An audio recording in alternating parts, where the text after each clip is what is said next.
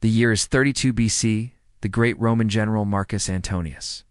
Mark Antony sails into the harbor of Alexandria in ancient Egypt with a fleet of warships. He is there to meet the beautiful queen, Cleopatra. But when Antony meets Cleopatra, he falls madly in love with her, and together they plot to take over the whole Roman Empire. This is their story. Cleopatra's father had been an absolute monarch ruling not only Egypt, but also parts of the Middle East. But after his death, Cleopatra, who was only 21 years old, had to share power with her younger sister. And that is why Cleopatra needs a powerful ally. Enter Mark Antony. The two met for the first time in a luxurious palace in Alexandria. It was a hot summer day, and Cleopatra wanted to make a grand entrance. She appeared in a golden chariot pulled by 8 horses and wearing a golden crown on her head. But Mark Antony was not impressed by all this grandeur. He had seen many proud queens before. So Cleopatra decided to truly surprise him. She pretended to be a simple mortal woman and disguised herself as a servant and approached Mark Antony while he was sitting on a nearby chair. She gently massaged his shoulders, and he was deeply relaxed by her touch, and then she revealed her true identity. Mark Antony was completely stunned. For a moment, he could only stare at Cleopatra. He had never seen a more beautiful woman in his entire life. In those days, it was common for rulers to have harems of both male and female lovers, but most of them preferred to keep their personal relationships hidden from the public. Not so for Cleopatra and Mark Antony. They didn't care about what people said and made their love for each other known throughout the whole empire. They hosted lavish parties, inviting 7 men of only one type, intelligent, wealthy, and young. In fact, these parties were a front for recruiting the future elite of their kingdom because it was rumored that Cleopatra and Mark Antony were planning to create a new Roman province in the Middle East, and they needed capable people to rule over it. Meanwhile, back in Rome, the Senate was furious about the relationship between Cleopatra and Mark Antony. His mother, Octavia, despised Cleopatra for being nothing but a foreign queen with ambitions. Meanwhile, Cleopatra wasn't exactly fond of Octavia either. So when Mark Antony went back to Rome, Octavia took revenge and convinced him to marry her daughter instead. However, Cleopatra wasn't giving up without a fight. She sent her half-sister, who was still living in Alexandria, a basket full of poisonous snakes, killing her. Soon, Cleopatra sent a letter to Mark Antony asking him to come back to Egypt immediately. When he arrived, she welcomed him with a huge party. And right then and there, they got married in secret. Meanwhile, back in Rome, Octavia was furious about the betrayal. She went straight to Caesar Augustus, the real ruler of Rome, and told him that Mark Antony had abandoned her daughter, and therefore he had the right to declare Mark Antony and his children illegitimate and seize all his property. And that is exactly what Augustus did. That's why Mark Antony was now desperate to leave Rome and go to Egypt. But before that, he needed soldiers. So he went to meet his friend, the great Roman general Agrippa, who commanded the Roman army stationed in the east. But Agrippa refused to join him. Instead, he declared himself the loyal servant of Caesar Augustus and seized all of Mark Antony's ships, preventing him from sailing to Egypt. Mark Antony was forced to flee to the city of Athens. There he met the philosopher and astronomer Posidonius, who told him that he should accept his fate and submit to Caesar Augustus. But Mark Antony was too proud for that. He knew that if he surrendered, his family would be killed. And besides, he believed that he was destined for greater things. Therefore, he raised a new army and sailed to the coast of Greece. There he waited for Cleopatra to send him reinforcements. But once again, Cleopatra surprised him. She had sent an elite navy force led by her brother, not reinforcements. Mark Antony was very disappointed, but he knew that he couldn't win without the navy. So he joined forces with Cleopatra, and together they sailed to the coast of Greece, where Caesar Augustus's fleet was waiting for them.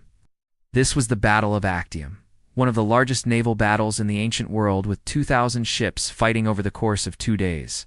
The battle was extremely close, but in the end, Mark Antony and Cleopatra's fleet was defeated. Now, the only way to survive was to escape in small boats.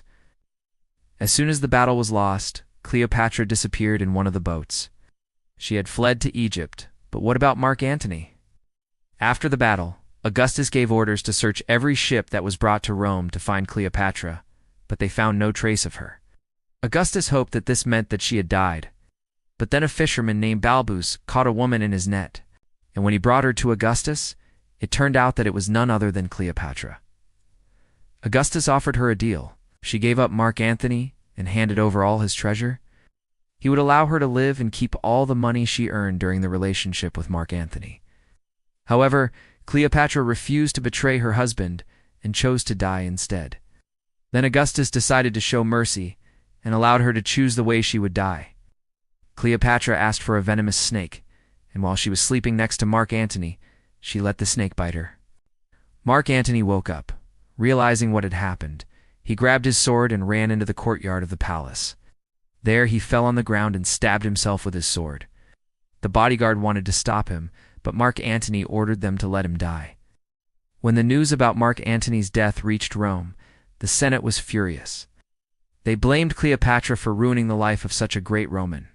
However, Augustus felt pity for her. He allowed her to keep her fortune and even permitted her to keep her life. Cleopatra spent her remaining days running the country and looking after her children. But as soon as her children grew up a bit, Augustus invited them to Rome. He wanted to make them Roman citizens and adopt them as his heirs. But when Cleopatra heard this, she realized that this was nothing but a trick. She knew that if she sent her children to Rome, Augustus would have them killed, and then he would find some excuse to take over Egypt. To prevent that from happening, Cleopatra made a pilgrimage to the temple of Isis and sacrificed her children to the goddess. After that, she became known throughout the land as the goddess of all women. However, Augustus did not appreciate her sacrifice. He invaded Egypt and took Cleopatra and her remaining son hostage to Rome. On the way, he chained her up in a golden cage like a precious artifact. And when they finally arrived in Rome, the whole city came out to see the captured queen. The spoiled Roman aristocrats threw coins from a tower, enjoying the sight of ordinary people fighting over the riches. Meanwhile, Cleopatra didn't seem to care. She was calm and serene, as if she was about to board a ship and sail to Alexandria. And indeed, when they arrived in Rome, she requested to be allowed to hold a funeral ceremony for Mark Antony. And then she went to the temple of the goddess of love and beauty, Aphrodite, and prayed to be granted a noble death. Soon after, Cleopatra retired to a room in the palace of Augustus, where she spent her last days. She was given everything she desired: expensive clothes, jewelry, perfumes, wine, delicious food, and men. But Cleopatra refused to eat or drink. She spent her days writing letters to her friends in Alexandria, and then she wrote a letter to Augustus, asking to be allowed to commit suicide. Augustus agreed, but only on the condition that she wouldn't take her own life in a violent manner. Cleopatra accepted these terms and chose to starve herself to death. On the 12th day, Cleopatra looked weak and frail, but her eyes were still shining brightly. At that moment, one of her ladies-in-waiting entered the room holding an asp, an extremely venomous snake. Cleopatra calmly reached out her hand and took the snake to her chest, and then the lady-in-waiting left the room. Everyone in the palace understood what had happened. No one dared to enter the room until after 3 days, when Cleopatra's body was already cold. Only then did Augustus enter the room and embrace Cleopatra, admiring her courage. He allowed her to be buried next to Mark Antony in the royal tombs of Alexandria. And that is how the story of Cleopatra and Mark Antony ended. How do you feel about their relationship? Let me know in the comments below. And don't forget to like this video. And if you want to watch more historical stories, click on one of these 2 videos. Thank you for watching, and I'll see you in the next video.